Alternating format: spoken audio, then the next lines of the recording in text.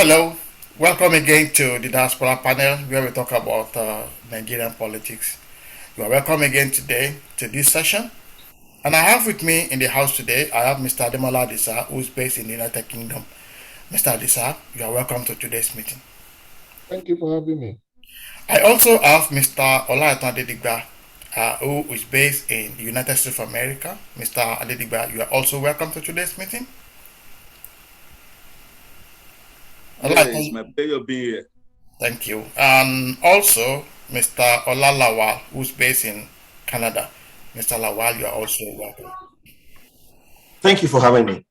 So today we were going to discuss the presidential election coming up in 2023. In the last few weeks, we've seen a lot of more candidates joining the presidential race, both on the APC and the PDP and all the other parties. So we're going to examine 10 serious candidates in APC today. Next week we will talk about 10 serious candidates in the PDP. And before we begin, I just want to advise all our viewers to subscribe to this channel. You can subscribe by clicking on that red button you see on your right. What this means is if you subscribe, anytime we release a new video, you'll be one of the first people to see the new video and watch it. And again, if you want to send us any information, if you have any query for us, you can send your query or if you have any advice for us, you can send us an email on info@diasporapanel.com. And to subscribe, as I said, all you need to go into youtube.com/diaspora panel or go to www.diasporapanel.com. So as we begin, I'm going to be sharing my screen and I'm going to be showing the pictures of the 10 what we regard as the 10 serious candidates in the APC. I mean, you're just going to talk about their personality, their integrity, what we think about them, and if we think that they will be the kind of president Nigeria needs in 2023. So, and I'm going to be calling on you first, Mr. Ola Rotimi, being that you are very comfortable with APC. So, the first person that we want to look at is the former governor Ibikunle Amosun, who was a former governor of Ogun State, is now in the Senate. We know that when he was in Ogun State, well, he increased the IGR, he did very well, and I think that in terms of corruption, we have not had anything about him. He has not been chased around by ICPC or EFCC. So, but he too has now joined. He has now joined the race to become president of Nigeria. But you see the kind of leader Nigeria needs at this moment. Lighton, you go first. What do you think about it? Yes, glad making me the first man to throw my salvo. Yes. Senator Ibikunle Amosun, yes. He has inalienable rights, like any other aspirant to become the president of Nigeria. But the question is, where is the structure on ground? What is the I mean, for anybody who wants to aspire to that position, you must have a lot of avalanche of people by your side. Many people, not Abuja politicians, that you believe that, okay, because I'm an Abuja, I'm close to the president, I can be made. Not about the full soldiers who will work for you. Yeah, in both eastern part of the country, in the northern part of the country. So this is where the question lies. Even in Ogun State, does he command the enormous strength to win, even to win the senatorial, to win again as a senator, talk less of presidency. So it's very dicey. Okay, you see him as a lightweight, isn't he? He's a lightweight politician. It's a lightweight politician to vie for the post of president. Okay. Right? Okay. So, do I continue like that? Yeah. Okay. So, Ngige. Yeah, no, just hold on, just hold on. Let's go to Demola. Demola, what's your view about Senator Ibikunle Amosun wanting to become the next president? Do you think that is the kind of leader we are looking for at this moment in time? Yeah, former Governor Ibikunle Amosun, uh, he, I disagree a little bit with Lighter on this. One, Amosu has a good political route, not only in Ogun State, within the Yoruba political cycles. He can be counted as one of the influential Yoruba politicians. He has been tested politically at least twice. At least he spent 2 times as governor of Ogun State, Hmm. and also he also was tested by when he was even, because if you see his contest for the senatorial for the Senate, he was even is through his weight. He showed how much he has a lot of weight, and if not because of the administration of him, and because Ogun State will APC might have lost Ogun State if it was against President Buhari, especially in the second time election. So it's not a lightweight politically within the West. It's not. If you look at the group of politicians that in the West, it's not a lightweight at all.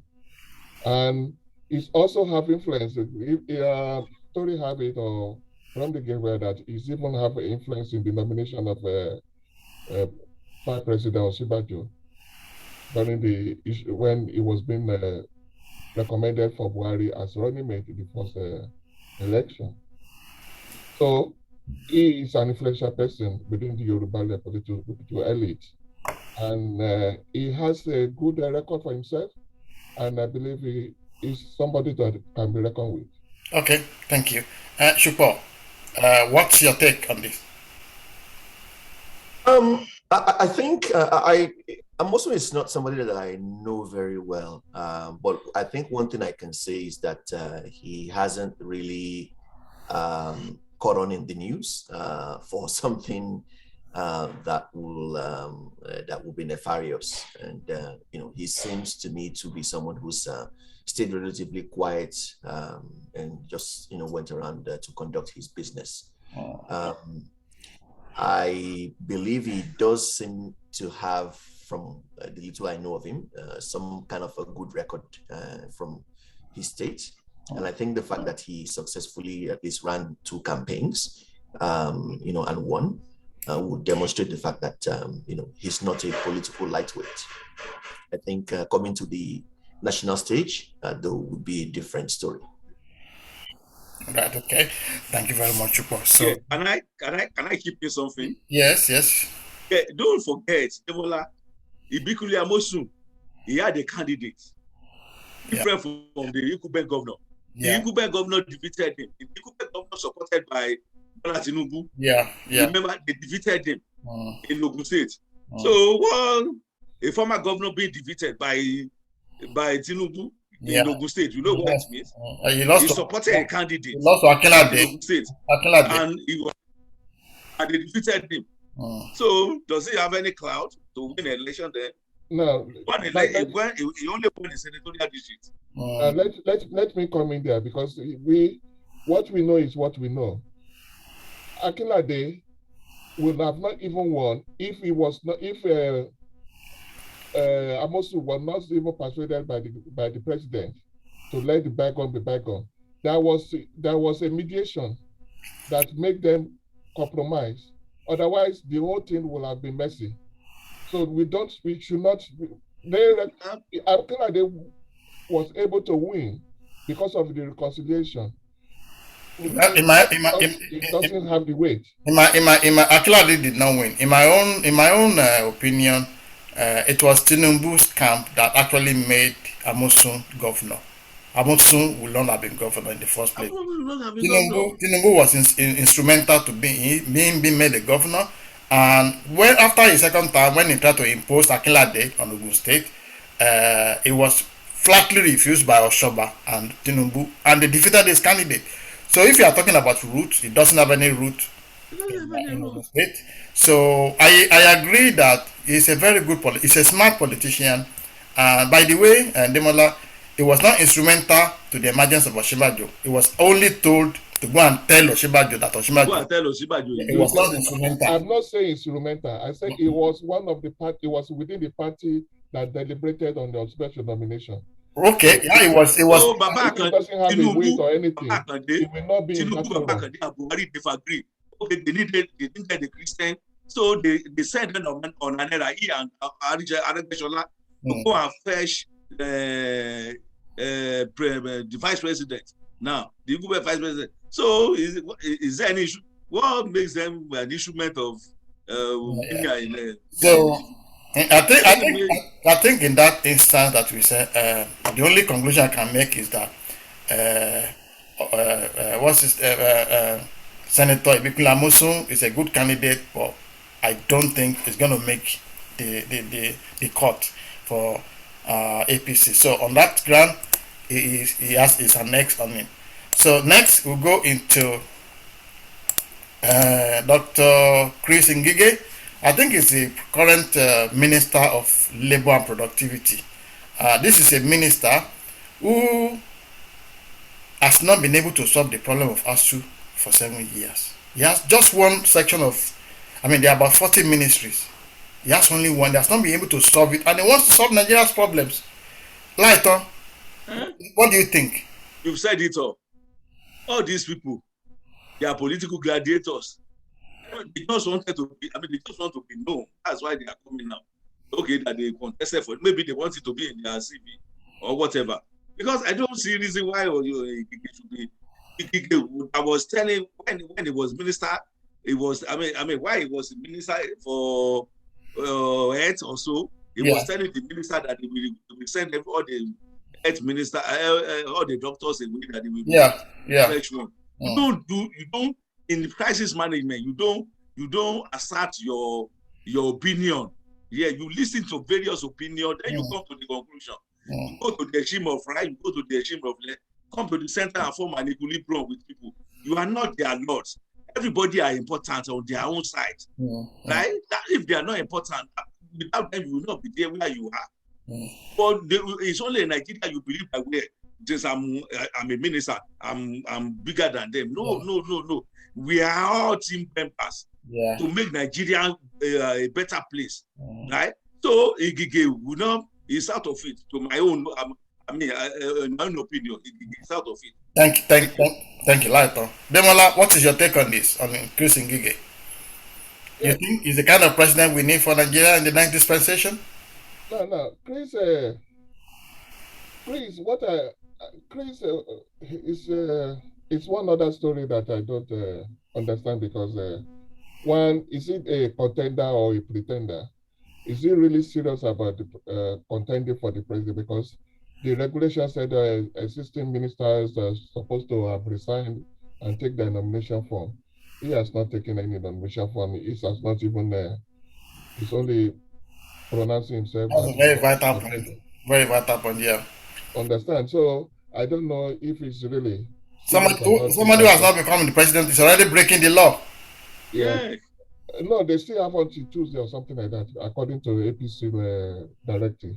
So let's wait till Tuesday. A man of integrity will have, first of all, resign before you even declare your intention. If you are, he has not. At least he has not got nomination form yet. So it's still make consultation. Yeah. Okay. Let's put it politically. So okay, no, thank you. Talking about him generally, because I know the ministry is a very labor is a very difficult thing to manage.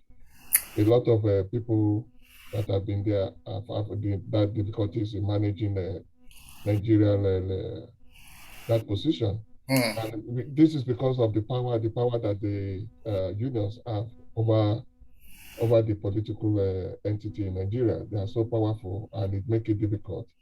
But irrespective of that, it has not displayed enough maturity in handling labor issues with that ministry. He has not impressed. For me, it's not that impressive.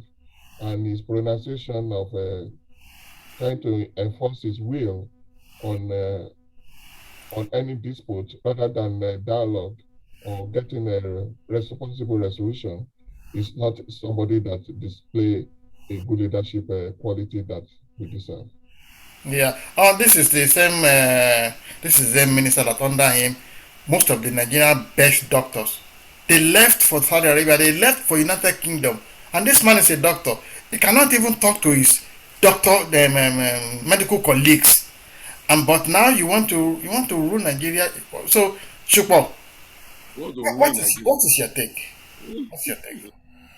Well, I think sometimes it is good if people know exactly what they are good at and they stay in that lane. I think maybe, I don't know, maybe he's a surgeon or a pediatrician or, whatever area of medicine he practices.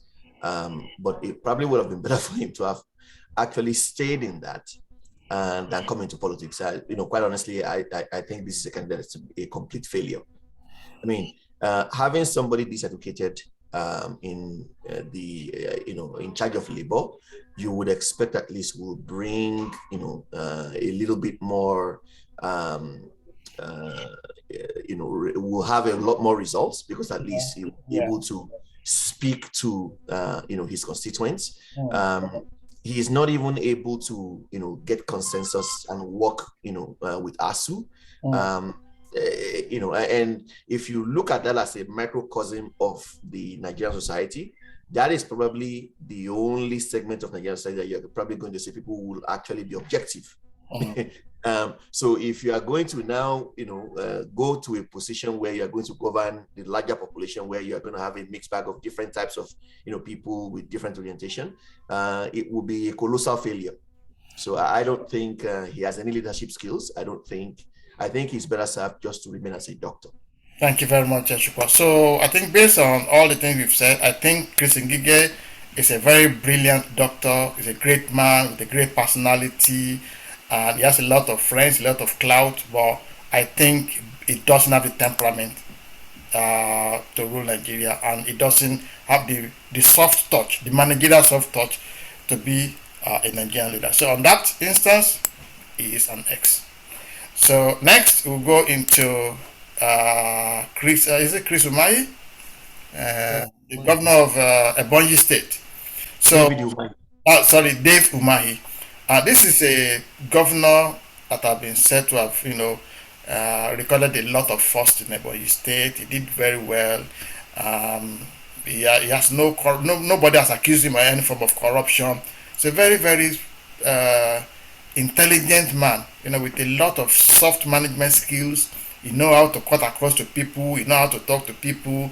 He's somebody who is not disagreeable. The kind of person who can actually pull people together, who can unite this country.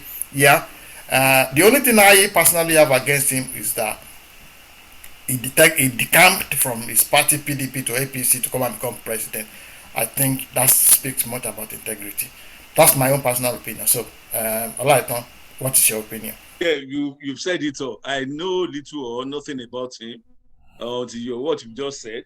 But I heard he has all those people, all these politicians, they have ulterior motive of coming out.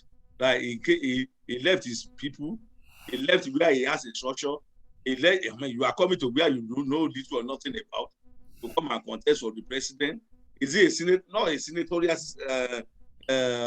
post, not Congress, House of Representatives, but you want to come and contest for president? Who are going to canvass for you?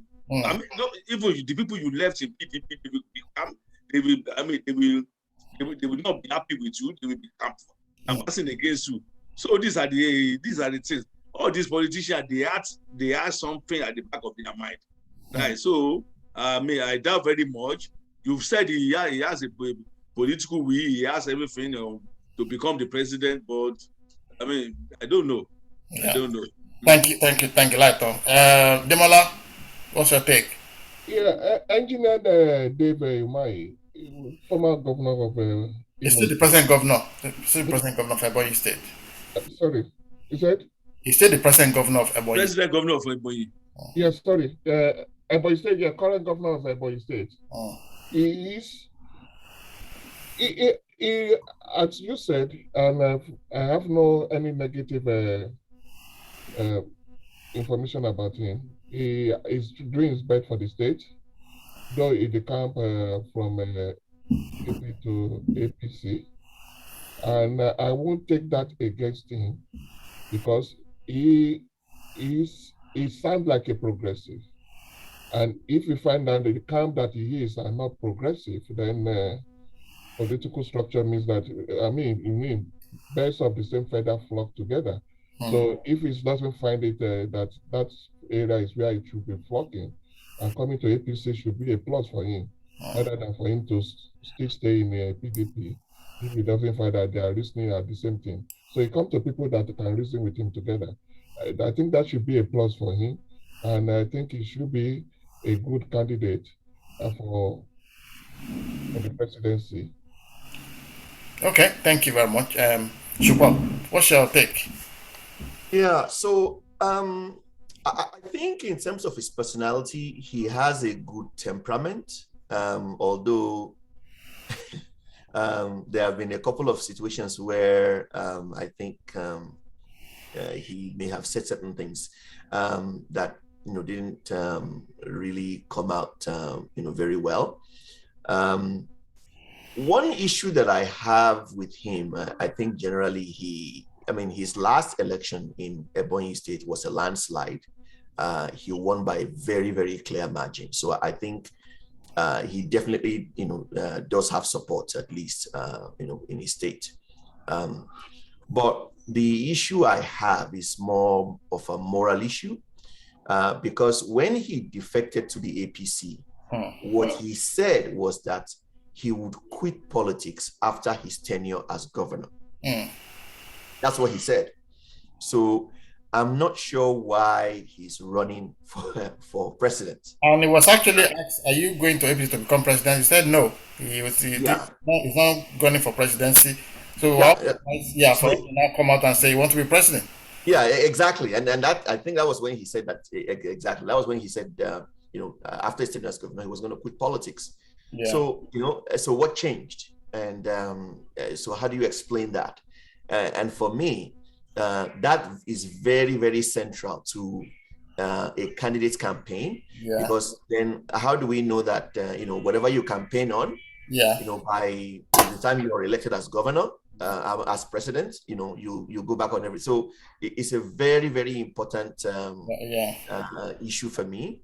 And I think other than, that, I think he has a very, he has a good temperament, he's very well spoken, and he seems to have, a very good command of most issues. I mean, that you can actually relate to and see his position.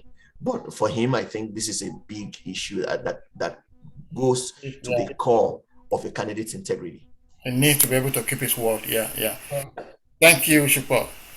Somebody wants to say something? Yeah, because I just want to add a little thing, because if you look at a politician's comment regarding their ambitions, of if they, at one time or the other, they may say no. A lot of people that are now here, they will tell you they don't have presidential ambition.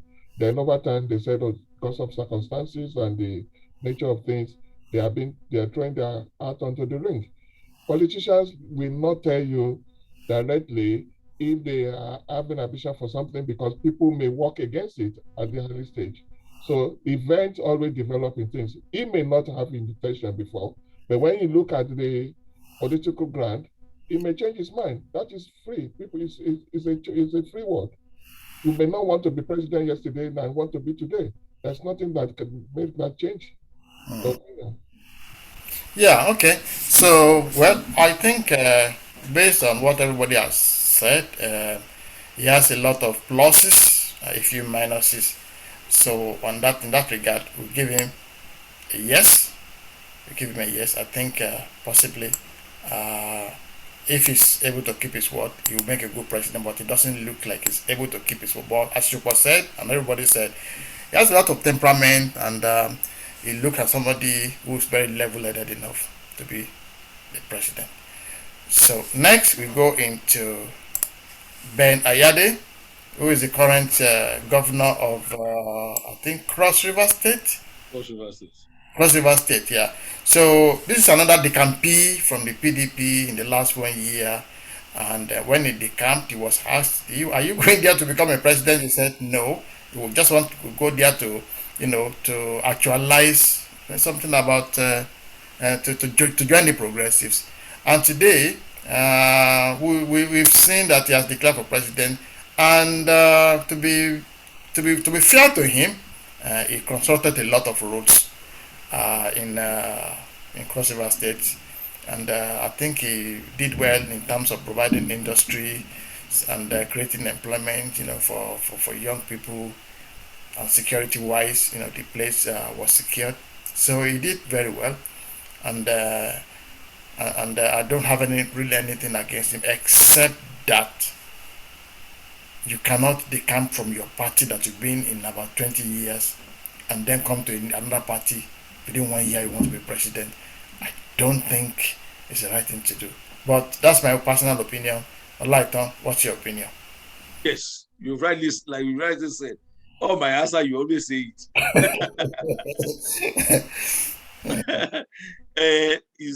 Is done a form way in the states to the extent that he knows all. Yeah, he knows everything. They were talking about about COVID-19. It doesn't allow those guys, the expert on their field, to do whatever they wanted to do in this state. He said, no. I said, Professor, how can you, a professor, I don't know where he bag his professorial, but I know he's professor. But you should allow those who are experts on that field to talk. Right? Yeah, when education demands. But they said he developed infrastructure in the state, which is okay. I mean, which is one of the, what is it called? Hallmark of a good leader. So, to me, I give him 75%. Okay. Thank you. Fair enough. And Demola, what's your take? Yeah, it's one of the young. It's not the young. What I can say, the younger generations of leaders that we can still rely on, and they have focus and organize. And he started the affairs of the state very well. And I just want us to know one thing, because we need to be careful about these people that are crossing party and holding that against them. I don't think that should be an issue with any of the politicians. The creation of even the APC is amalgamation of people that cross from other party, from PDP, or even from the onset. If we look at that, then the current chairman should not even be reckoned with the current chairman of APC. So it should not be an issue. I can join a party or move for another party. That is what the constitution allow it. The law allow it. It's not something immoral in Nigeria politics. If you find an environment is not conducive enough for you, you have a right to move on. Thank you very much, Shupo. One other thing that I want to talk about Ayade is apart from crossing over from his party. As Demola has said, there are a few people who cross from party, like the chairman of the APC today. This is the chairman of APC today. He crossed. He didn't actually cross. They marched together about 7 years ago, but he waited 7 years to become a chairman in the party. So, but somebody now crossing over within 6 months, and you are declaring for presidency. And if you look at it this way, the last president before Buhari is from the south, the same zone. Jonathan from south. Then people are now clamoring you should go to the southeast, and the southwest are actually gunning for it. And then somebody again is coming from the south again. So we have Jonathan, you have Buhari, you now have Ayade again from south. I don't personally. I think it's biting more than he can chew. That's my own opinion. So Shupo, what's your take? I think you used the exact words that was exactly on my mind. I don't see Ben Ayade as a very serious candidate. As a matter of fact, when he met with President Buhari, he said, according to his own words, that he had no intention of joining the race until he was asked by the president to do so. I mean, how unserious can a candidate get? He said that he went to see the president to seek guidance from him on how to proceed with his political alignment, was what he said. But he said that the president asked him to join the race, and he joined. So, I mean, and if you look back, this is a candidate who I think he was in the Senate before he actually ran for governor. And he, to me, doesn't seem to be a candidate that has a very strong feeling for why he's running. I mean, it's not that he has a particular vision or he has something that is burning in his mind that he wants to do for Nigeria. Not that for me, that passion is not, for me, it's not there. And I think that disqualifies him personally. Thank you very much. So I think based on everything that we've said, it is very safe to just give him an X. I don't think it's going to be a right candidate for the Nigerian presidency. So next we go to Ola Rotimi Amaechi. Rotimi Amaechi is the transport minister, and to be fair, he done great work. I think he's the best minister in this dispensation, actually. After Fashola, he's a great minister. He did all those railways. He borrowed so much money that he even signed contracts in Mandarin that we didn't have to read. He just signed it. So, and nobody was expecting him to actually said he wanted to become president, because if I remember very correctly, about in 2015, he was one of the people who connived against his own President Jonathan from his own base to make sure that Jonathan didn't return. And but now he himself from the south, like Ayade, want to be next president. So, and I don't know why for a man who in 2 different elections he has never delivered his state, he has never delivered his zone. And even now that he's saying he wants to be president, he didn't go to Port Harcourt or to the south to go and campaign. He's going to Ile-Ife to go and see Oni. He's going to Iwo to go and see. He's coming to Yoruba land to come and campaign. I don't understand it. So these are the issues I have with him. And apart from that, we should have a look. So, Lighter, what's your take? Yes. Like you said, some of these people, they are not sincere. Hello? Hello, where's your face? I can't see. Hello? Hello, yes? We've lost your face. Are you seeing me now? Not you hear me? We can hear you. We can't see you. You turn off your... Okay, I'm here. And then check your video. Check your video first. Let me go to Demola. Check your video before we come back to you. Demola, what's your take? Yeah, Rotimi Amici. Yeah, as you said, he tried his best within with the portfolio that he's holding now as the transport minister, and the issue I have with him that I always said is the security of his ministry. With the roads are not secure, the rails are not secure, and the airport has now been encroached. Though the security is not entirely his main only domain, but at least he need to work hard on that. But generally, he tried his best. But my quotation is he really a serious contender or just a pretender? Because I'm looking at most of these people that's coming, they are using it as a hold to hold on to delegates and use those delegates as bargains for other positions. I see him more like a pretender than a contender. Okay. So, Shukbo, what's your take, Shukbo? So I think Rotimi Amaechi, to me, is a good candidate. He's actually been in politics for quite a while. I'm not sure if many people remember, but in the Third Republic, he was the secretary of the National Republican Convention in Ikwerre local government in Rivers State. And he was the special assistant to the then deputy governor of Rivers State, Peter Odili. That was kind of his avenue into politics. And I think he's done, pretty well. In terms of the ministry that he has, I think, there are some very positive things that he has done. And at the same time, there are some things that, I think, it makes me ponder, what the hell he was thinking. I think he demonstrated good judgment when it came to light that he actually brought a proposal to the table to secure the railways, which was rejected.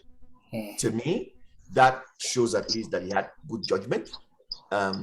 It's a different set of skills to get your colleagues, to agree, with your proposals and to get it to the finish line.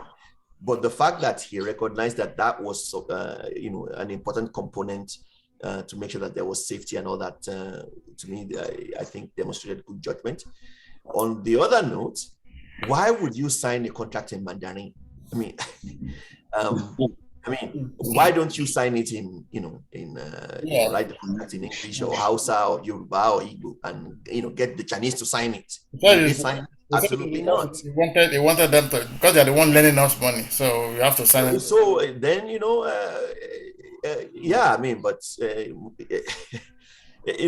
these are things I think that we need to take a very good look at.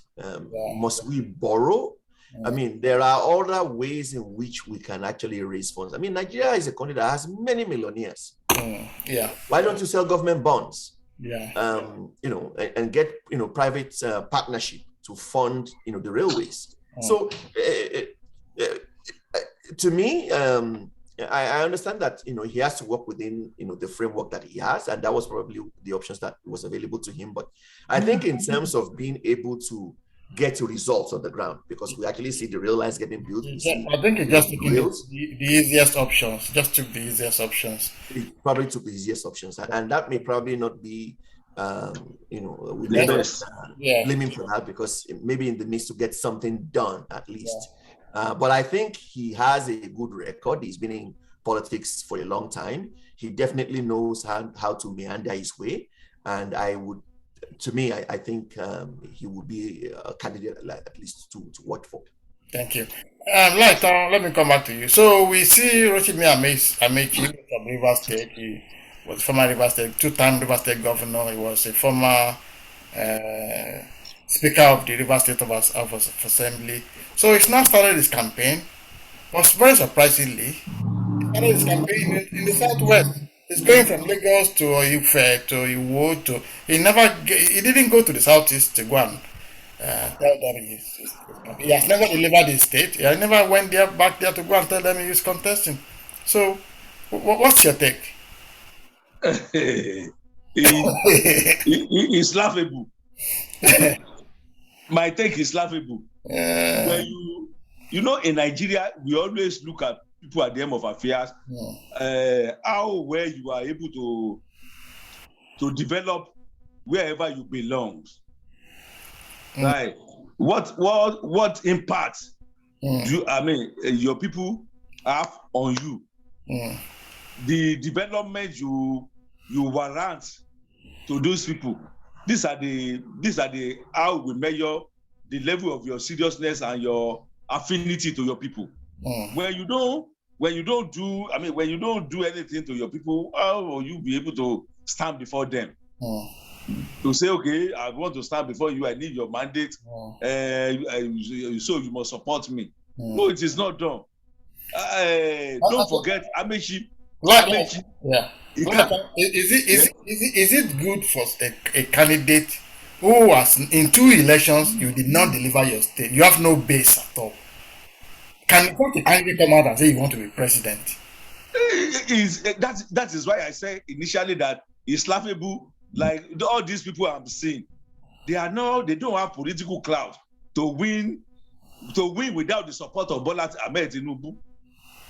Right then, like Amosu, Fayemi, and all these people in their various states. Even I've not seen Aregbesola too, because so I think Aregbesola will soon come up too that he wants to contest for the president, because all these people they don't have anything to show that okay, this is what we've done for you, this is what, so this is a payback time that we need your support, we need your mandate. No, those people they don't do anything to their people. All what they did is in Abuja. They just sit down there and they are amassing wealth to themselves. Like you said, Amaechi, I read that the Chinese, they want to bankroll his presidency. I read it. Because he is the type that want to give away. You sign the contract. I saw him before the Senate panel that he was reluctant to talk. He was reluctant. He said, I have to sign it when the presidency wants him to sign it. That is why they sign it. Something you wrote, something written in Mandarin. Yeah, but you don't know what they wrote there. You said, okay, we have to sign it. Is it not laughable? These are the kind of leaders we want to work. Yeah. We want to have in the 21st century. They want to sell us into bondage again. Look at all the debt the Obasanjo paid back. We are into another sheet. $20 billion.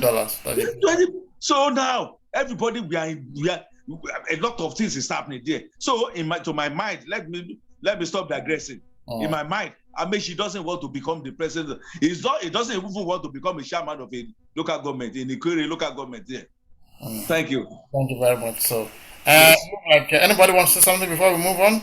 Yeah, I also think because just like Wike is also a minister, a serving minister, and the directive also required them to resign before, if they are contesting. So he has not collected any nomination for paper yet to risk it, and let's say by Tuesday if it's really a serious contender, but I don't think so. Yeah, they are saying that they are not obliged to resign. They are quoting one part of the constitution. We don't know what part of the constitution, but they are saying that they want to be whatever they want to be without resigning. But anyway, for Amaechi, from everything we've said, it's very obvious that he's not a good candidate to become Nigeria's president. So he is also an ex. So we go over to Okorocha, Dr. Rochas Okorocha. If I remember very well, he contested with Obasanjo in 1999 in the PDP to become president, and then that's about how many years ago? 20-something years ago now. And this is the person who now went on to become the governor of Imo State, I think. Imo State. Yeah. Imo State. And from all the things we had in Imo State, he finished his term fighting with everybody, he wanted to impose his son-in-law as the next governor. People resisted him. And then in the election, he didn't support the current governor from his party, Uzor Kalu, who eventually won after going to court. And from what we understand, he took a lot of government lands for himself. He took, there was some corruption charges around him, that is still being on at the moment, So, and from his character, he seems to be like a warlike person, somebody who wants to fight all in every way he can. So I don't see him. He's a successful businessman. He's a billionaire in his own right, and he has a lot of money. But when you are talking about leadership style, personally, I don't like his leadership style, personally. So, Olaitan, over to you. Yes. Like you said, anybody who wants to run Nigeria once we are elected, I think they should be trained and retained, maybe for 6 months or 5 months on job training, right? Whereby they will be trained. I mean, they will train about management, right? They need a lot of management. They lack it. How on earth can somebody who become a governor for 8 years is bereft of ideas? Only what they have, majority, I'm sorry to say, majority of them politicians in Nigeria, only what they have is they want to amass wealth for them and their family, right? They don't have the interest of the people they are governed at the back of their mind. What impact is Mandela status have to do in his state? In Imo State. In Imo State, you are erecting Mandela. In You are erecting Bota. What is that a part of development? Instead of building industries and factories. How does that impact to the people there over there? People who cannot afford a square meal, right? People who don't have a good road, right? People who don't have lights, people who don't go to schools. Well, is that the people who want to rule the country? If he wants to build statue, like there are stuff you can build the statue of Nnamdi Azikiwe. You can build the statue of what's his name, the Biafran leader, Ojukwu. There's so many Igbo people you can build their statue. Why do you have to go to South Africa to go and build them? What is South Africa to do with for who? Well, what impact does that have in the life of the people you are governed? You are just making the resources of the state, you are using it to show off. It's just wasting. Is that the type of people who want to govern Nigeria? I agree with you. What would they do then? Waste of resources. Waste of they don't have anything. They are bereft of. That is why I said they are bereft. They should gather people together. How do we make this state a formidable one? What do we do to be a solution of all life? What do we do to be a reference point to all the states in the federation? How do we govern? How do we accumulate? Gather the best. So you surround yourself with the best. Who the best brain? Who are better than you? Can think for you? Who can do everything for you? I will always said it that he, like many of that, where people sit down or carousing themselves in the midst of women of easy virtue, he, like many other, he sit down, he provides solution to the problem of the country. He gather the best. Right? He surrounded himself with the best. Okay, what do we do? He surrounded himself with people like Ajasi, Jakande, all these stuff. Right? How do we make education free for these people? How do we let me because of time. Let me, because I know you can talk all day. So, Demola, what's your take on this? What's your take on former Governor Okorocha? Now, you see, what people need to understand one thing, especially our politicians, that when you are given power is a test by God. For him to know how much he can entrust his people into your hand. Okorocha did a lot of work on infrastructure in Imo State, but he forget himself. He forget that he is a servant to the people, and he was arrogating too much power to himself. He become a lord to himself rather than the servant. He become the master.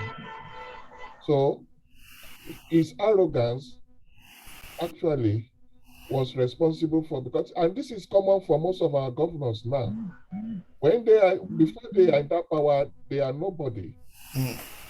And the moment they get into power, they are so power drunk that they forget they are there to serve the people. They only want people to serve them. And that is the arrogance that is taken into the governorship of Imo State. They are trying to arrogate state resources, personalizes state resources as if it's his own, and using his personal interest against state interest. A person like that cannot be entrusted with higher authority again. And mind you, the EFCC is still on its case and is trying to, as much as possible, to see how it can weed up the EFCC's allegations against him. So, as most of these people are not contenders but pretenders, they want to use it as a stepping stone to get something and to protect themselves from the hands of the law. I don't think Okorocha deserve that position. Thank you. He has political base. He's one of the founders of APC, and he make a good landmark in Imo State, but he really messed things up with his arrogance and his personalization of state resources. Okay, Shupo, what's your take? I think for me, he's a no, and for several reasons.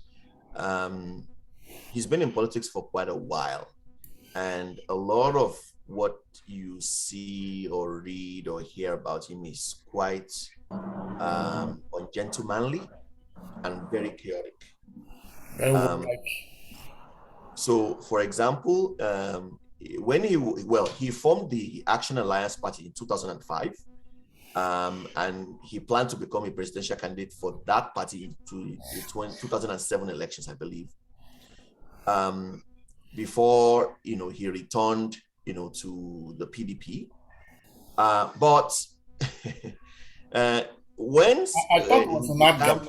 It was an APGA before he came to emerge with. Well, I'm coming to the APGA story. Yeah, okay. So he decamped from the PDP to APGA to run as the APGA candidate for the Imo State governor in 2011 national elections. And that was in 2011. A few weeks later, I think just before the elections in December of 2010, he was suspended by APGA over what was described as anti-party activities, pending some investigation into his conduct. But the allegations was that he stole about $10 million. And it was reported, I mean, whether it was confirmed, I'm not sure, but it was reported that he stormed the Imo State Secretariat of APGA with dozens of thugs who beat up several top officers of the party. I mean, that is conduct that is unbecoming of a public official. And for me, that totally strikes him out. Thank you very much. Demola, you have anything to say? No. I've already said enough because to me, his conduct is one other thing. It's not somebody. To me, I think it's arrogance. Yeah, I think based on everything that you've said, we can safely say that he will not be a good president. It's a no. So he has an X on him. So we go next to Uzor Kalu, former governor Uzor Kalu. So this is the former governor of Abia State, if I remember very correctly. There's a lot of corruption cases hanging on him that he stole many billions of naira, and it was actually taken to court by EFCC.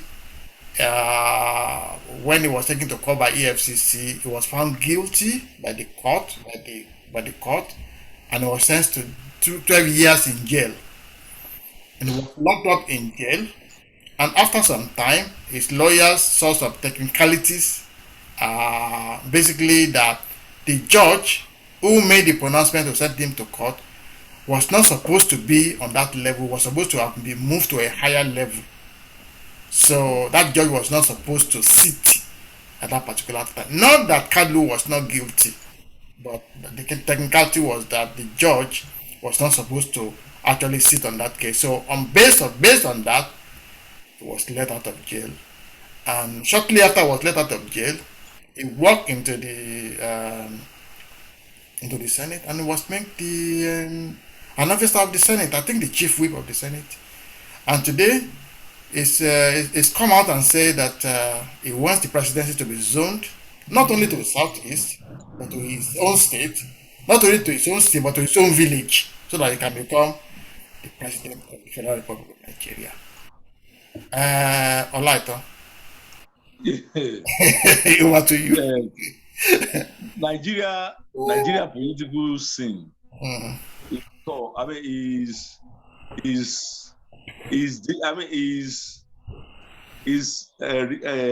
I would say I revile it. It's repulsive. Yes, when somebody who is having cases hanging around him, you are coming out. Somebody who's supposed to be in silence, you are coming out to vie for a post. Somebody who should be, I don't know, he is not worthy of being the president of Nigeria. When you have the cases of security votes that they came out with, they say the security vote, he used it to launch this, to do this, to do that. Right? That case was there. The case of ecological fund, right?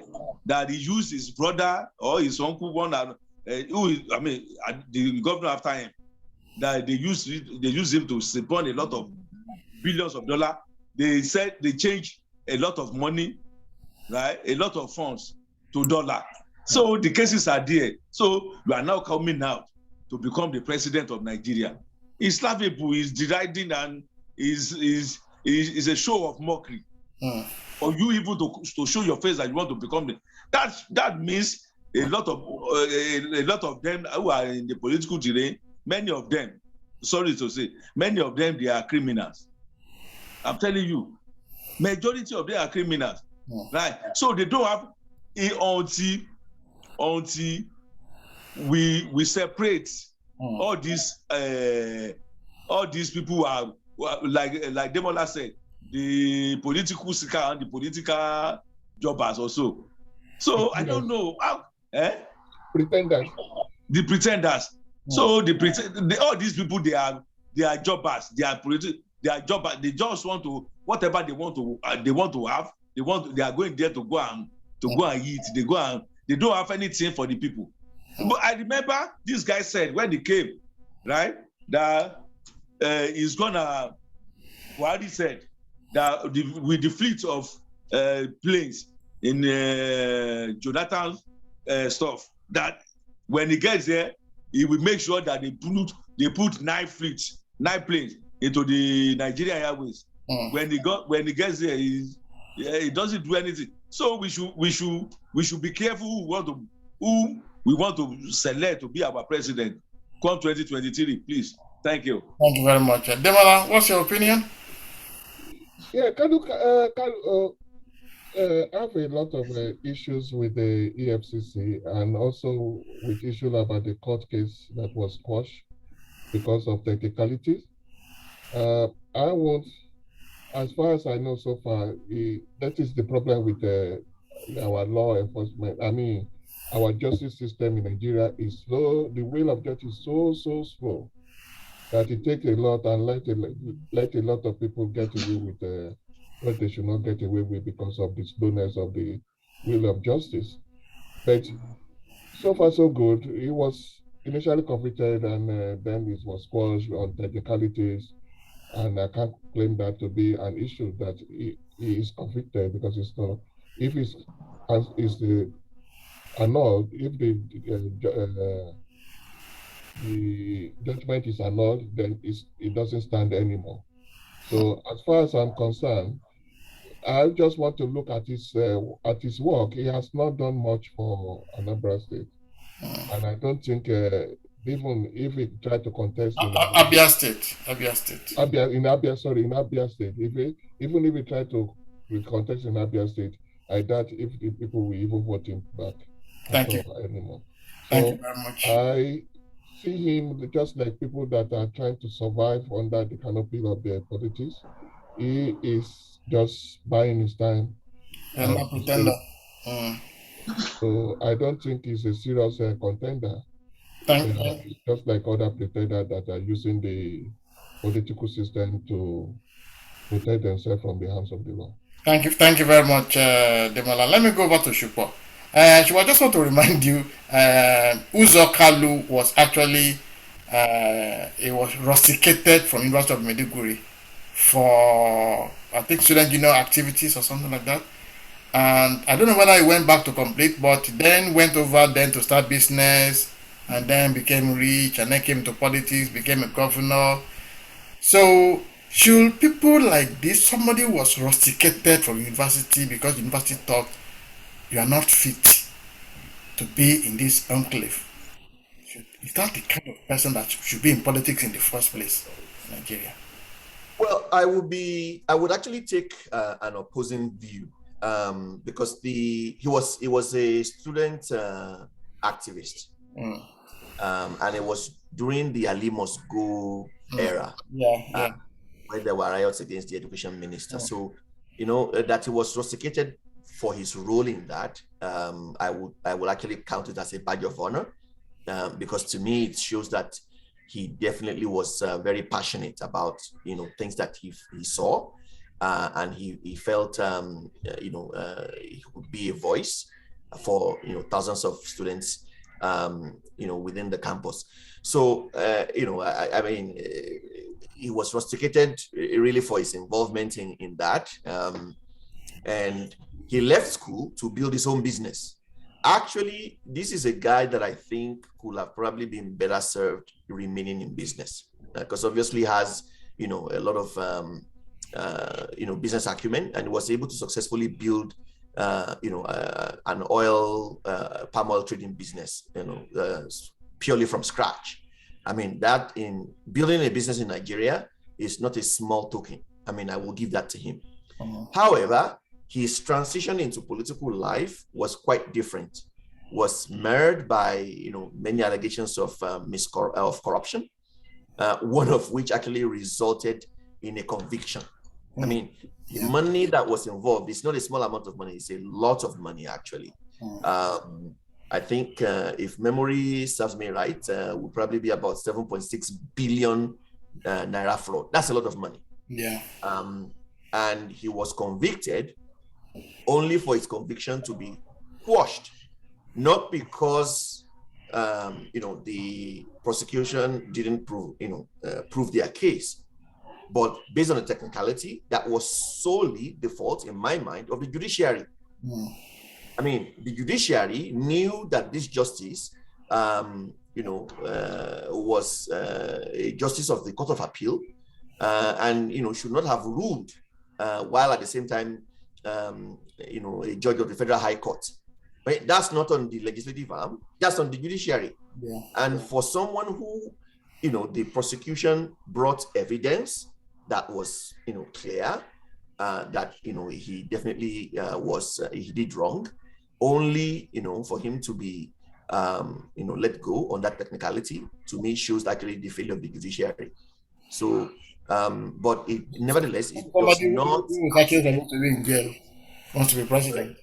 Yeah, so I think for me that disqualifies him, because obviously if he's president, he likely would use federal resources and state resources to his own benefit or to the benefit of his companies.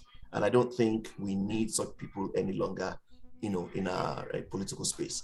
I think he's probably better served, maybe to go back to business and, try and build new companies, maybe, offer employment to young people. I think that way might be a good way to redeem himself and serve the community. But I don't think, a presidential ambition would do the country any good. Thank you very much. I think on that note, it's an X for the former governor of Abia State. Is not fit to be president of Federal Republic of Nigeria. So we go to the next slide. We have Governor Yahaya Bello, a young, energetic governor from Kogi State, who has been said that he's done a lot of things security-wise in his state, and he is well loved by his people. But his clout is only within his Kogi State. I don't see him having any root to in the southwest or the south or the southeast or most part of the north. And the second thing is that uh, we knew how he became governor in the first place. He was not on the ballot. Faleke was the deputy governor when the governor, the governorship candidate died. Faleke was supposed to be the governor, but somehow the politics was played, and the man who was not on the ballot was brought in and to become governor. And then during the second term, when he was taking the second term, we saw how they took helicopters into the Nigerian airspace and started shooting people in polling booths, and people ran away. And that's how he got his second term. And from sources, from newspaper sources, we heard that he has not paid most of his staff for many months. Some of them that he paid maybe one quarter of their salaries. He just paid whatever he likes. And this man wants to be the next president of Nigeria. I'm not going to say more than that. Over to you, Olaitan. Yeah, I told you that all these politicians, many of the politicians, they are serious politicians. They are serious contenders. But many of the people like the likes of Bello, they are political jobbers. They don't know. They just heard that people are aspiring to become the president, so they want to become the president. You don't pay the salary of the workers in your state. People who voted you, right? People who believed, who entrusted you with their lives. That okay, continue managing our lives for 4 years. You don't pay their salary. How do you want them to feed? How you are bringing in football stars from all over the world to come and celebrate with you. That you are a youth, that they should vote for you. So these people are now campaigning for you. The likes of JJ, the likes of Kanuwako. Oh, this is not what we want. You are inviting Fani-Kayode to become your president, vice president. The daughter of Abiola to become the spokesperson. No, this is not what we want now. Make the life of these people better. That is why you are voted here. Make the life they need. People you cannot make your state better. You want to come to the federal, you want to come to Nigeria and come and rule us. Enough is enough. I beg to stop there, please. Thank you, Laitan. Demola, what's your opinion, Demola? Yeah,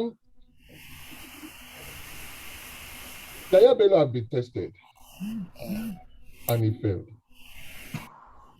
And people that have been given position and they fail in those positions, I don't see justification for them to seek a higher position.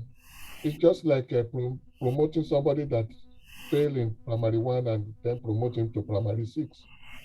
Doesn't make sense. It's only, I don't think that should be happening in Nigeria. And we don't need people like this, because if you are given a smaller opportunity and you fail in that responsibility, you should not have any moral justification to seek for any higher authority.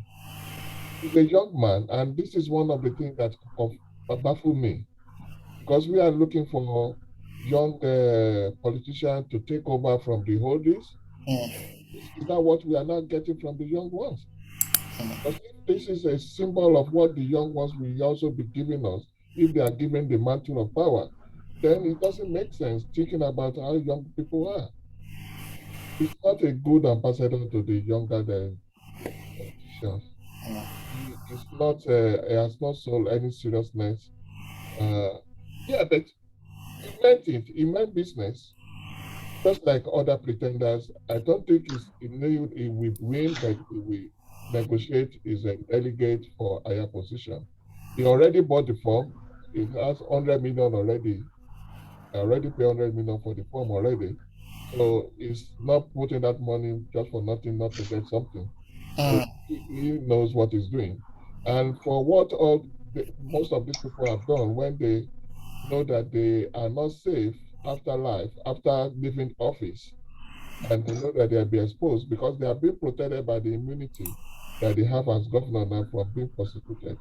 And the moment they are off the stage, they will be called to account for what they did when they were governors. So he is not, as far as I'm concerned, it doesn't have any justification to be given that laudable position. We need people of integrity, people that really have the interests of the people at heart, people that we know that their workers are their survivor, are the ones that are owning the state, people that realize that they are there to better the people, the life of the people, and not to make them poorer. And this is not the type of person that will be in that position. Thank you, Ademola. That's a very wonderful line of statement, and I do agree with everything you've said. Shupo, I just want to remind you of something before you make your comment. This man is comparing himself with MKO Abiola. In fact, he's saying Hope 23, and he has brought in one of the children of MKO to come and be one of his principal campaigners. I think the head of his campaign, and he's making it look like this is another Abiola, kind of person. Is Yahaya Bello comparable to MKO? My response to that question is laughable. His candidacy, I think, in this whole bunch is the most laughable. I mean, it's unfortunate that this guy, who apparently is the only governor in Nigeria that was born after the Civil War, which would have, been something that will have an advantage for youth. Is, I think, the worst candidate in the whole pack. I mean, he's met with so many corruption allegations and controversies, and I will give you a list of some of them. In September 2020, he was among the list of politicians placed on a visa ban by the US Department of State for undermining democracy in Nigeria. I mean, this is his record.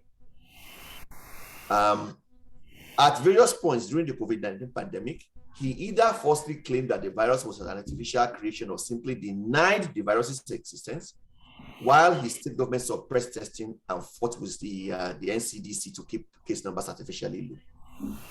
I mean, it was so bad. I mean, he opposed vaccinations, contrary to obvious, scientific consensus.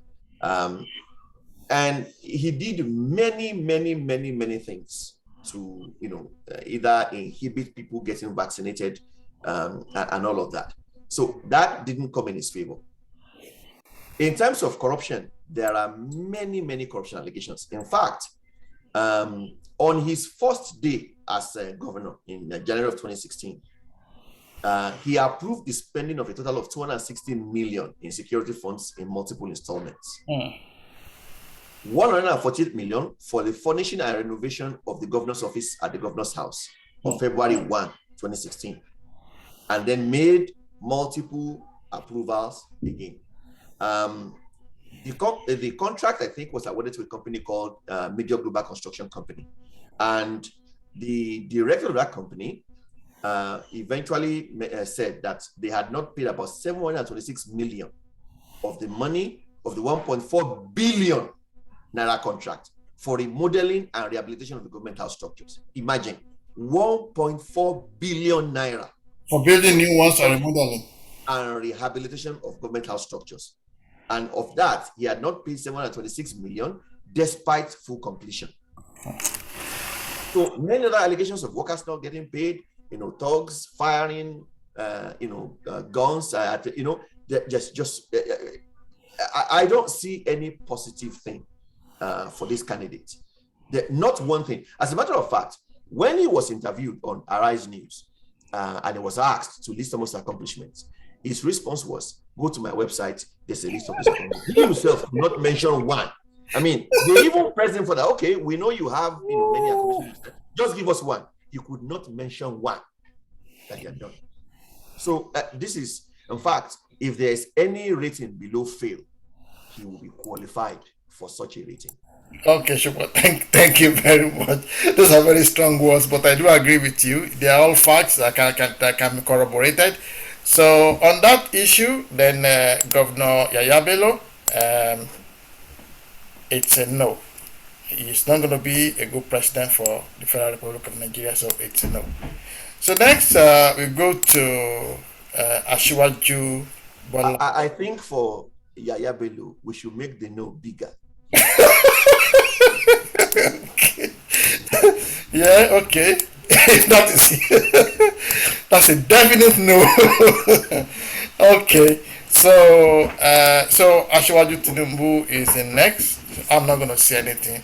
I'm just gonna let you guys talk. So Debola, you go first. What do you think? Is he the kind of leader we need at this moment in time? Chief Ahmed Bola Tinubu is a visionary. He's a political heavyweight. Sorry, a missionary. What do you mean? Political visionary. Yes. Visionary. Okay, yeah, visionary. Okay. Yeah, and also a political heavyweight. He is regarded as one of the main founder in collaboration with other parties that find the APC. I believe he has been in a position at which he has been mentoring and supporting younger individuals to hold political offices, for which they have excelled and contributed a lot to the country. He has a lot of plus for himself. He has political connections and he has political grassroots. I have great respect for Bola Tinubu. He has been the governor of Lagos State and he did a lot for the development of Lagos State or what Lagos State has been now. He also was very much contributed towards the defense and forming a good financial base for Lagos State, especially during the Obasanjo regime when the Lagos State was being strangulated with funds. And he is a good contender. He has the wherewithal to win. Connection in all the federation. I can tell you that for all part of the federation. He has some issues that were not a lot of allegations against him, which are not proven in the real sense of it, about his source of wealth, about his education, and also there are issues about his health. All this, I believe, will be addressed when it's necessary. But as far as I'm concerned, is somebody that can be reckoned with as a good contender. Thank you very much. Olaita, what's your take?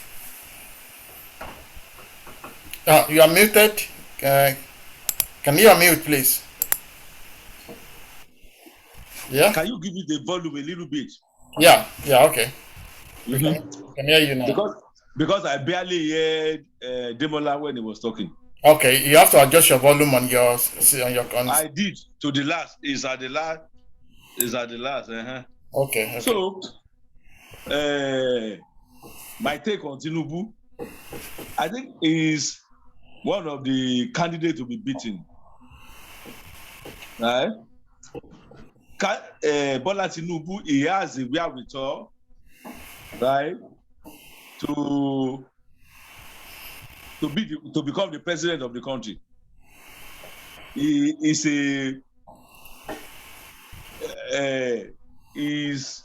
he knowledge people. He identify talents. I mean, he so much is a master of human capital development. And it turned around the fortune of Lagos State, right? So if what he did in Lagos State, he can bring it to the fore at the national, he will become the best president Nigeria, one of the best presidents Nigeria has. So, but be as it may, I'm thinking about his old age. That is my only concern. I'm thinking, because anybody, if a northerner becomes his vice president, and God forbid, if he before he completes his tenure, he dies. Well, I mean, the power will go back to the north. That is my only fear, my only concern about him, right? In everything, he's competent. He's eminently qualified to become the president of Nigeria. Right? He can withstand anything, right? So he's my man anytime, any day to become the president of Nigeria. Thank you very much. We don't know where Shukwa is, but maybe he's having some problems. Oh, Shukwa, you are here. So Shukwa, what's your take about Asiwaju Tinubu? I think if I can summarize it succinctly, Asiwaju Bola Tinubu would have been a good candidate for president 20 years ago.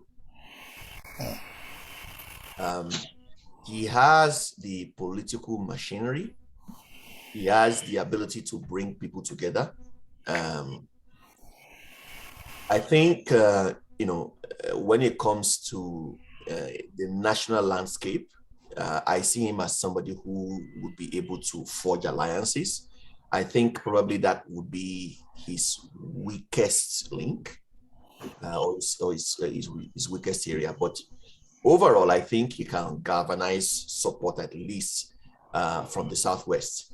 And I'm a firm believer that charity always begins at home. I mean, even if you don't have a good showing outside, but if you can, shore up your base, that is a very good positive. The only thing I think is also is against his candidacy is that I think he's old. I think he's exhausted. And Nigeria right now needs a young, vibrant leader. I see him as an elder statesman, and I think he's probably better to remain a kingmaker, continue to, bring people together, continue to sponsor and bring up, newer candidates into the political scene. I think he will be much better served in that role than in being, the president. So that's my take. Thank you very much. I didn't want to say anything before, but I think to know whether to have an X or a plus, my take is that this man, Asiwaju Bola Tinubu, is the best politician we've had in the last 20 years. In this dispensation from 1999, this is the best politician. Somebody who can bring people together, somebody who can form alliances, somebody who can develop human resources, somebody who can put people in the right places to achieve the right results, somebody who know how to negotiate. So we have in him somebody that we are indebted for. The only problem I have, as you have said, is that I think he's tired. I think he needs to take the back seat from now and see the works of his hand. Just like a farmer that you planted a big farm, you have children working on the farm. You don't need to go to the farm you just sit back and watch what will happen. So I think that even though it's a good material anytime, any day, he has the party structure, he has the ability, he has the capability, his brain is still there, but I think that he's tired, and possibly he seems to be sick. He seems to have an ailment, because most of the time when you look at his speeches, you can see his hands shaking. So there's something there that is not in the public domain, but it's a good material. It would have been a good president to possess 20 years ago, but today I think that it's not. His time is gone. This is not the right time for him to be president. So, but because we have not agreed whether, like, different opinions, so we'll just leave it as it is. It's not a yes and it's not a no. Are we okay like that? So I think it Yes. is a yes. Okay, Demona said the yes. What about Lighton? Yes. Shukbo? I will say no as a minority, and not because he's not qualified, Yeah. but I think this man is just exhausted. I will say no too. So that's So not yes, no. So I think let's just leave it as it is. Yeah, so we just leave it as it is. Okay. So finally, we go to the current Vice President, Professor Yemi Osinbajo. Professor Osinbajo is a very brilliant lawyer. And this man went to Igobi College in Lagos. He was the senior prefect when he was in Igobi College, and he finished, grade 1. Then from there, he went to university where he qualified at the age of 21. He was a lecturer at the University of Lagos, and thereafter he went to work with the Principal Jibola, who made good recommendations about him. And from there on, he lectured for many years, became a CSAN at the age of 32, and then thereafter, there was a need in Lagos for best lawyer in town, the best lawyer in Nigeria. He was chosen as the best lawyer, and then he was chosen to come and manage the legal structure in Lagos, and he did brilliantly. For those 8 years, people commended him. They said he has an opened up policy. He never listened to any rumors. If you say something about somebody, he will ask you to repeat it in front of that person. And he never collected any. There's no baggage. Nobody has ever come out and said this man stole any money. Nobody has ever come back and said he asked me to bring money. Clean record. Everything about him is clean. When he became the vice president of Nigeria, he was doing a lot of programs. He was distributing money. All this money got to the people. People were coming out to say, "Oh, I got my 10,000. Oh, I got my 100,000." Nobody has ever said that I didn't get my money, or somebody took some part of the money from me. This is the cleanest person in government that I have ever seen. I don't regard him as a politician. I regard him as a technocrat. This is somebody who has acted as president for two consecutive times, and during those 2 times, we saw the kind of action he took. When one of them, he went to Ogoni, he toured the whole of the East, went to Ogoni, look at all the places that have been destroyed by shell, he toured the whole place. And there was a time when some people in power think that they can do something, and I think they tried to block the people in the Senate. And this man fired the man responsible. Not minding that the man he fired was a cousin of the president. He fired him. This is somebody who can take action. This is somebody who is not too old, is not too young. This is somebody who has a head on his shoulder. This is all my opinion, and I don't know what you guys think, but this is just my opinion. So let me start with you, Olaitan. Yeah, I share your opinion. Everybody have read volumes about him. I've heard volume about him, and I've seen a lot about him. About a non-conformist and somebody who is clean, like other politicians, will do. Somebody who is mentally intelligent, mentally good, okay. So these are the people we need at the corridor of power in Nigeria. The people like him, they are the people, they are the unblemished people like him. These are the people we need. The people who knows what the essence of governance. People who knows that you give back to the society.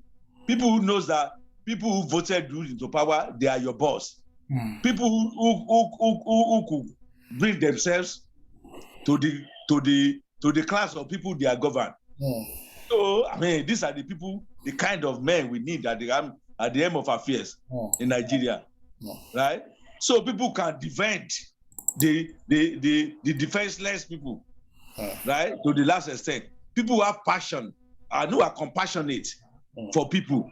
These are the people. These are the kind of people we need in Nigeria, Nigeria political landscape. So it must be born at the back of our mind that everybody must give him a support that he readily deserves. Thank you. So with he has the experience, he had the good educational background, he has everything it takes to become the president of Nigeria. Right. I saw him really out at the burial for Olubadan. I saw him, I mean, reading, I mean, it was really out. He never read. He was really out his point. He marshaled his point. He doesn't even look at the books. He doesn't do everything. Yeah. These are the people with mental capability. Yeah, he's a great academic here. Yeah. These are the people with mental capability to rule the country. Right. So, it doesn't bother, it doesn't mind to fire you if you mess up. So these are the people we need at the end of our affair, who will deal with the problem of the country. I remember a time when they are saying, I cannot, I mean, it doesn't really click now, but there was a lacuna. He came to the rescue of the federal government. He said, no, that is not the way to do it. This is the way to do it. And eventually, he was succeeded. So these are the people we know. Unlike President, I saw him talking to Mr. President, right? Say, no, this is not what they are asking you. This is what they are. This is what you should say. So these are the people we need at the end of affair in Nigeria. Thank you a lot. Thank you. Yes. Governor Demola Adisa, what's your opinion? Oh, Governor Adisa. I'm a governor now. Governor Adisa for your state. Let me put it this way. For those of us in diaspora, we always feel very bad when we observe what goes on politically at home. And even to people that are hosting us abroad, they look at the caliber of people that come out of Nigeria. They wonder, why is Nigeria that is still in that state?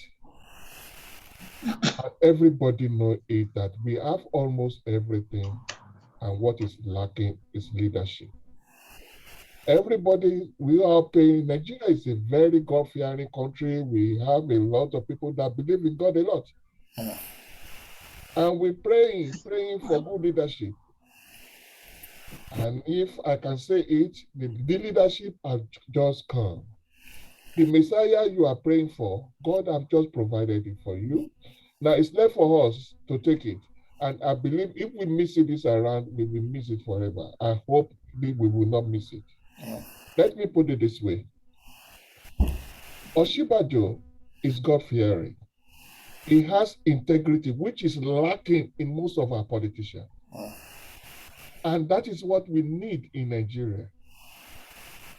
He is a servant. He has portrayed himself as a servant in all opportunities that he was given, either as a lecturer or as a commissioner, or in any capacity within the judicial sector, position that he finds himself. And also in this political dispensation that he will find himself, he always sees himself as a servant and not as a master, which is totally, this is what we need, which is totally against what we have of most politicians in Nigeria. He is focused, he is very intellectually smart, and he has vision, not for himself, but for the country. He has always, this is somebody, it's the first time Nigeria have been crying for people to run.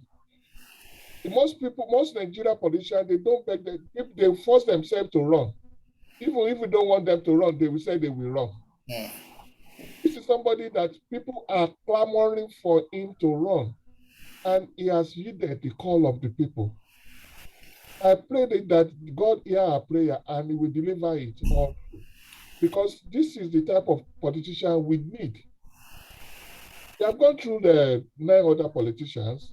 They have their own good side, but none of them have this quality. I believe Nigeria need to sit up and now, for a change, look at people that are ready to serve and not people that are ready to master us, to lord themselves over us. We don't want a king anymore. We want servants, people that will serve us, not people that we are going to serve. Nigerians have been serving their leaders. Their leaders have not been serving them. And this is the opportunity we have to have a leader that's ready to serve. Now, Osinbajo, you can see he has been tested. Just as I was saying with other politicians that we have discussed earlier, most of them failed. Osinbajo, for all opportunity that he has been given, he has excelled in delivering beyond expectation. And this is what we need in Nigeria at this dispensation. Nigeria is going down the drain too much. We need to stop the bleeding. Okay, because of time, Demola. So, can you round up? To me, he is not a politician. He's a servant. He's a technocrat. He's ready. He is very smart, intellectual, and organized. He has done it as acting president and delivered. He is a unifier. It's the first time ever that I will see people from the north clamoring for somebody from the south to be the leader of this country. Thank you, thank you, Demola. Let me just hold you there so that we can continue. Chupo. Before I turn you loose, there's something I want to tell you about this man that possibly that most of us don't know. This man is so much honest. He has so much integrity that when his principal was in London, people thought that man has died. That man could only come back for 3 months. People were pushing him to become president because definitely, apparently, the president has it was almost over his time. Somebody else will have found some way to make sure the president didn't come back before that time and make himself president. But this man not only was calling the president, was him and his wife were praying for him, for God to make him whole until the president came back. And when the president came back, he surrendered himself. How honest and how humble can anybody be? Super, over to you. Yeah, there's something that they say that absolute power corrupts absolutely. For somebody who is a seasoned lawyer, I'm sure, if he wanted, he could have found some legal loopholes, to use, to take over. I mean, that has actually happened in Nigeria before. We saw, for example, during Abiola's candidacy, when Abiola was fighting, to get his mandate, the person that he chose as his running mate, Ambassador Babagana Kingibe, was busy doing something else. So, to your point, this is something that has actually happened in the history of Nigeria.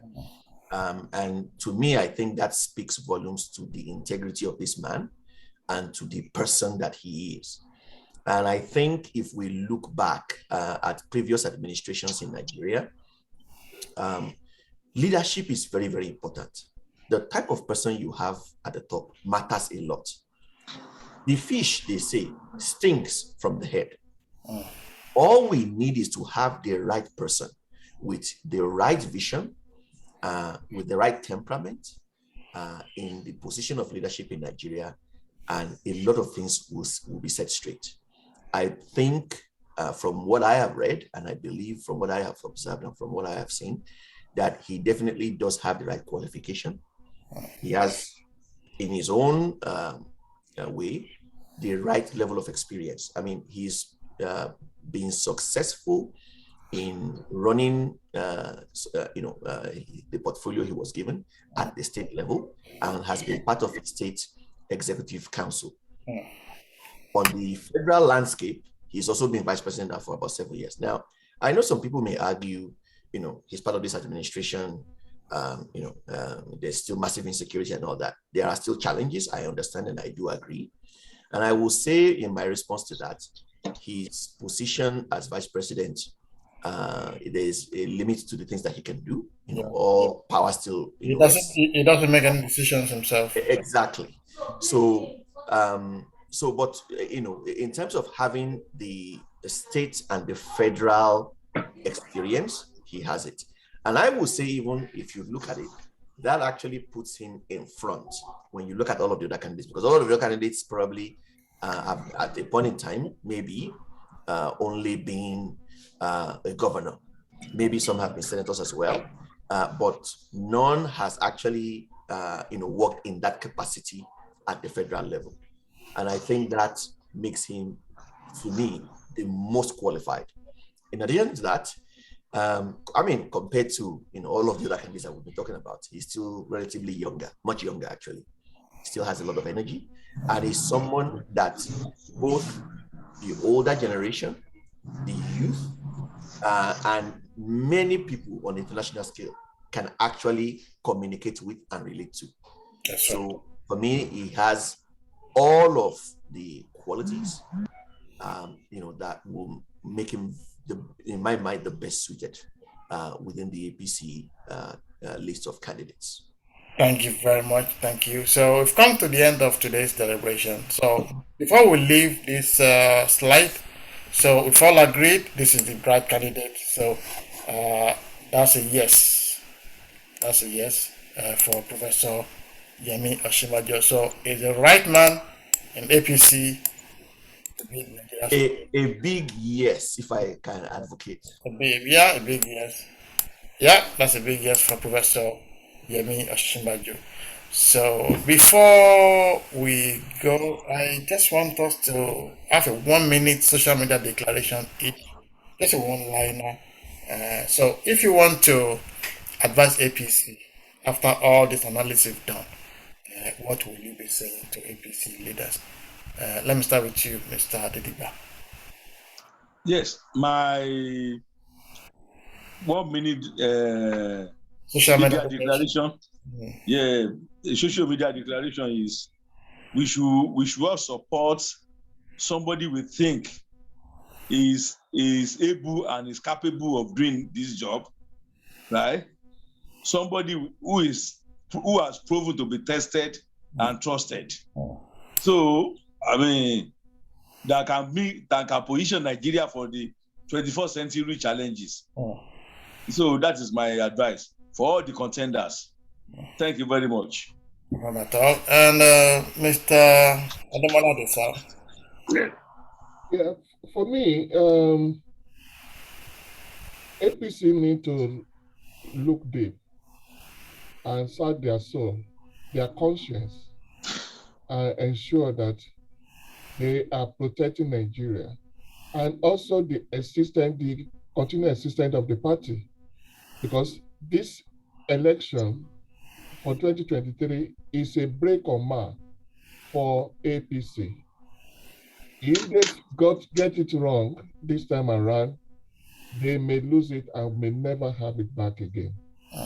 I believe they should look for people that will continue the good work they are trying to do for Nigeria, and which will improve Nigeria's position not in the community of nations, not only in Africa, but throughout the world. Nigeria needs good leadership. And this is a time for her to provide it. I believe if they are not looking at their own personal interests, but the interests of Nigeria, then they should make the right choice. Thank you very much. Mr. Lalawal. My social media declaration for the APC is to avoid sentiments and select the most qualified candidate. I think that will help the party and will help the nation eventually. Thank you very much, Mr. Lalawa. So, thank you, everybody. We come to the end of today's deliberations. So, next week, by grace of God, we are going to talk about the PDP and their candidates. We are going to look at 10 contending candidates in the PDP, and we are going to do an analysis on these candidates. And I have some names already written down here. We possibly will have more names. I have Aboka Atiku, Odushola Saraki. I don't know whether you can see what I'm saying. Let me share my screen. So I have a list here. We are going to discuss next week. I have Atiku Abubakar, Bukola Saraki, Tambuwa, Governor Bola Mohammed, Peter Obi, Anyim, Governor Wike, Governor Fayoshe, Dele Momodu, and Governor Emmanuel. So those are the PDP contenders that we are going to discuss next week. So to all our viewers, I want to say thank you for watching, and I want to advise you again. I want to employ you to subscribe to this channel. Subscription is free of charge. Just press on that red button so that when we release the next video, you'll be one of the first people to know about the video. So this is where we are today, and I want to thank my speakers from London, Mr. Ademola Adesa. Thank you for your wonderful contribution, Mr. Adesa. Thank you for having me. From the United States of America, Mr. Ola Rotimi Amici. Thank you for your wonderful contribution. I drove my cab, sir. And for Mr. Olalawa from faraway Canada, thank you so much for your wonderful contribution. Thank you for having me. That's where we are today. Thank you all for watching, and goodbye. We'll see you again next week.